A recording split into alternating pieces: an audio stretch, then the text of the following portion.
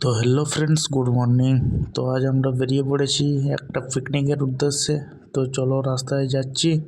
তো আমি এবং আমার দু বন্ধু সামনে বসেছি, পেছনে আরও 3-4 জন আছে। তো সামনে আমাদের আরও একটা স্করপিও যাচ্ছে। তো আজকের আমাদের পিকনিকের ডেস্টিনেশন হচ্ছে ভসরা ফুল। তো চলো যাই বাবা মহাদেবের নাম করে। তো বেরিয়ে গেলাম। এই হচ্ছে কেশিয়াড়ি রাস্তা।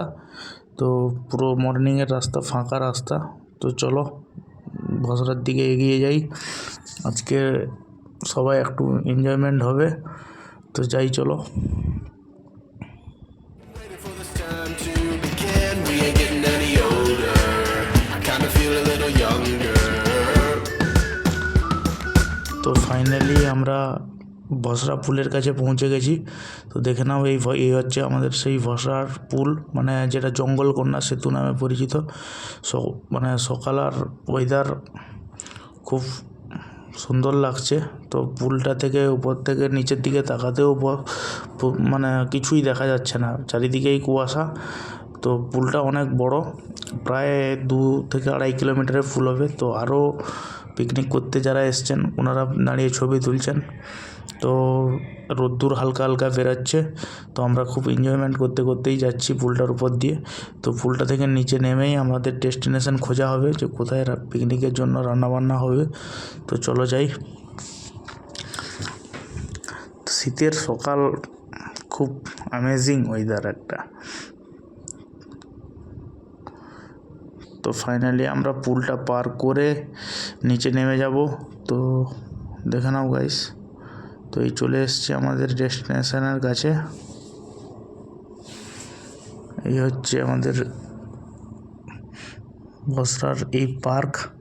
তো পার্কটা দেখে নাও, এটা পার্কের পেছন সাইড। তো খুঁজে আমরা একটা ডেস্টিনেশন পেয়েছি। তো আমাদের পিকনিকের কাজ শুরু হয়ে গেছে। তো সকালে সকালে বেগুনি ভাজা হচ্ছে মুড়ি খাওয়ার জন্য। খাওয়া দাওয়া করে আমরা চলে এসেছি একটু নদীর পাড়ে, মানে ঘুরতে। তো এই হচ্ছে সকাল আর নদীর পাড়ের অবস্থা। এই আমাদের গাড়ি দাঁড়িয়ে আছে। তো উপর থেকে ফুলটার দেখে নাও গাইস, এই হচ্ছে সেই ফুলের নিচেই আমাদের পিকনিক হচ্ছে। তো চলো একটু ঘোরাঘুরি করা যাক। তো একটু একটু রোদ্দুর বেরিয়েছে, এই জন্য টুপিটা খুলে দিয়েছি, নাহলে সকালে সকালে প্রচুর ঠান্ডা লাগছিল। তো গিয়েই দেখি চিকেন কাটা আরম্ভ হয়ে গেছে। তো আমরা ওইখানেই কেটে রান্নাবান্না করব। তো আমি স্করপিও নিয়ে বেরিয়ে আসি মা এবং মামাদের নিয়ে একটু তপবনের উদ্দেশ্যে।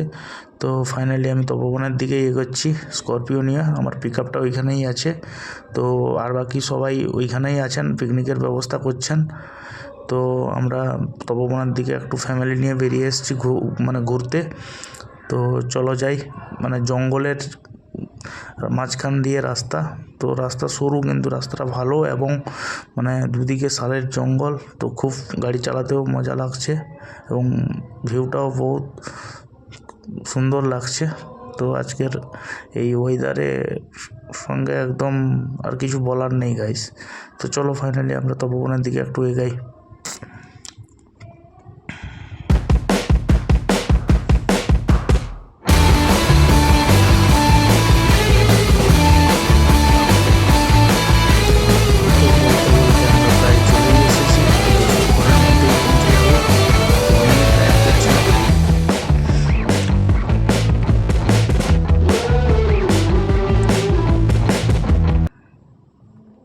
তো ডান দিকে চলে যাব, ওটা গেছে খড়িকা, আমরা বামে ঘুরে যাব, ওইটাই তপবন। আর সামান্য একটু বেঁচে আছে রাস্তা।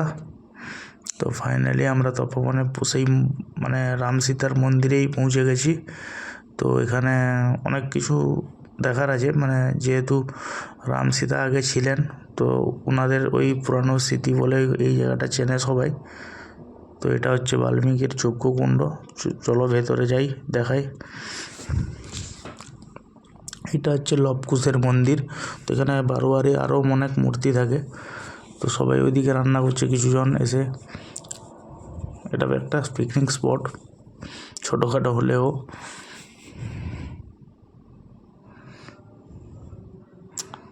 তো তো ফাইনালি আমরা সেই যজ্ঞকুণ্ডের উপরে চলে এসেছি।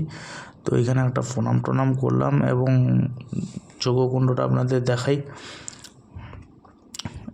এই হচ্ছে সেই যজ্ঞকুণ্ড, যেখানে শীত গ্রীষ্ম বর্ষা সারা বছরই এই আগুনটা জ্বলেই থাকে। তো এটা হচ্ছে সেই বাল্মীকির যজ্ঞকুণ্ড। তো সেখান থেকে বেরিয়ে আমরা রামের যে মন্দির, রাম সীতার মন্দির এবং হনুমানজির মন্দির, ওই মন্দিরের কাছে আসি প্রণাম করতে। তো ফাইনালি মন্দিরের ভেতরে মানে অনেকটা ভিড় ছিল, এই জন্য দূর থেকেই ক্যামেরা করে নিয়েছি। তো দেখে নাও গাইস। তো সেখান থেকে আমরা কিছুক্ষণের মধ্যে বেরিয়ে যাব আবার স্পটের দিকে। তো ওইখান থেকে বেরোতে বাবা মহাদেবের লিঙ্গ দেখা গেল।